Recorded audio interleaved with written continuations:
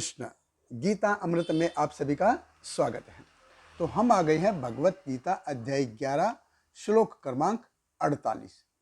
तो हमने देखा कि भगवान कृष्ण अपना विराट रूप समेट रहे हैं और समेटते हुए क्या कह रहे हैं वो पिछले श्लोक में जैसे हमने देखा कि हे अर्जुन, मेरी कृपा से तुमको ये रूप देखने को मिला है।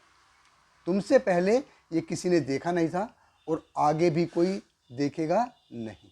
तो भगवान का ये रूप देखने के लिए क्या योग्यता होनी चाहिए, भगवान हमको बता रहे हैं। तो भगवत गीता अध्याय 11 श्लोक क्रमांक 48।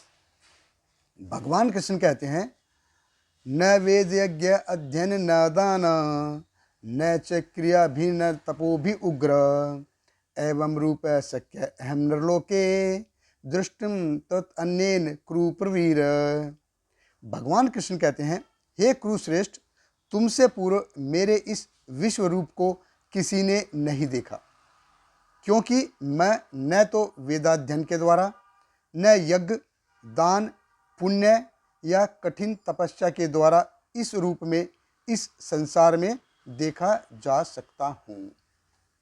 देखिए, अगर अक्सर हम देखते हैं कि कोई व्यक्ति अध्यात्म में बहुत ज़्यादा प्रवीण है, बहुत ज़्यादा बढ़ा चढ़ा है, बहुत ज़्यादा स्पिरिचुअली एडवांस है, तो उसका आधार हम क्या मानते हैं कि वो वेद अध्ययन उसने बहुत किया होगा, या उसने बहुत यज्ञ किए होंगे, या वो बहुत दानी होगा, या बहुत ही उग्र तपस्या कर रहा होगा।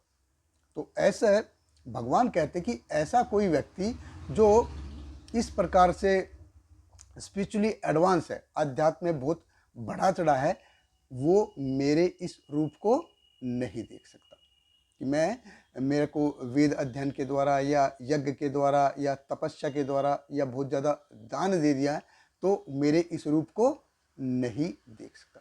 कैसे देखता है?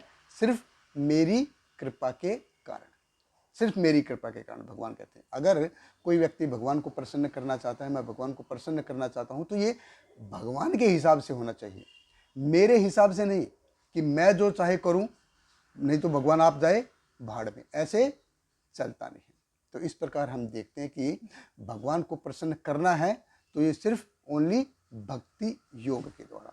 तो बाकी जितने भी योगिक प्रोसेस हैं, जैसे कर्म योग है, ज्ञान योग है, ध्यान योग है, अष्टांग योग है, तो इसमें प्रधानता किसकी दी जाती है?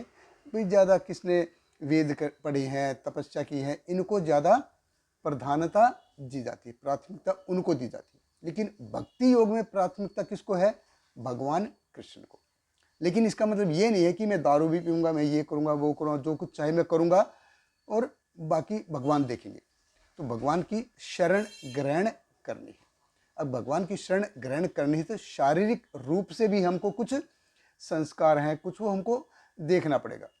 हालांकि वो इतना प्रधान नहीं है, लेकिन फिर भी ज़्यादा इम्पोर्टेंट क्या है कि भगवान की शरण ग्रहण कर ली।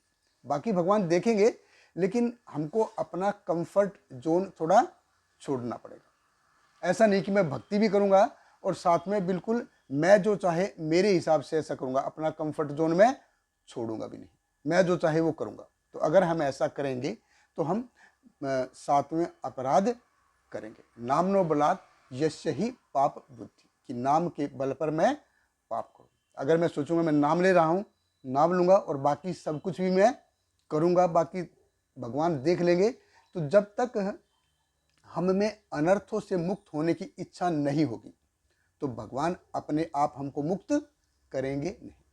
तो हमको अनर्थों से मुक्त होने की इच्छा भी करनी पड़ेगी और साथ में उसके लिए हमको भरसक प्रयास भी करना पड़ेगा। शुभास्थिति में जैसे बताया गया है, उद्यमेन ही सिद्धंति कार्यणि न मनोरथे न ही सुप्तस्य सिंहस्य प्रविशन्ति मुखे मृगा, कि मैं खाली डे ड्रीमिंग करता रहूँगा, बाकी सब कुछ अपने आप हो जाएगा, ऐसा होने वाला नहीं। भगवान भी भगवत गीता में बताते, कर्मणि वाधिकारस्ते मा फलेषु कदाचित्, कि तुमको सिर्फ कर्म करो, मेहनत करो और कर्म करने के बाद उससे अपना नाता तोड़ लो, फिर भगवान के ऊपर छोड़ दो। ये असल में योग है। मेहनत करनी है हमको, क्रेडिट भगवान को देना है।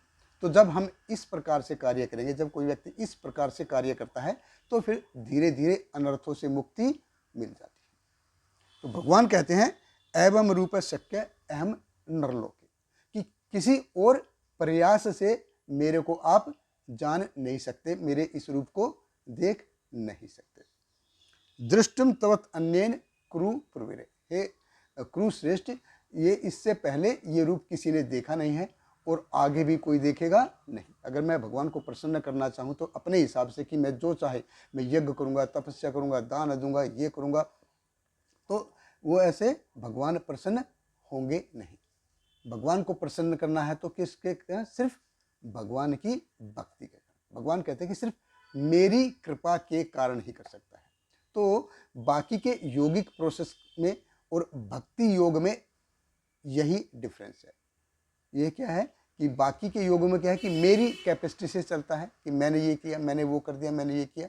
लेकिन भक्ति योग में क्या है कि भगवान सिर्फ आपकी कृपा के कारण, मेरे के अंदर इतनी शक्ति नहीं। ये अंतर है भक्ति योग में और बाकी के योगिक प्रोसेस में।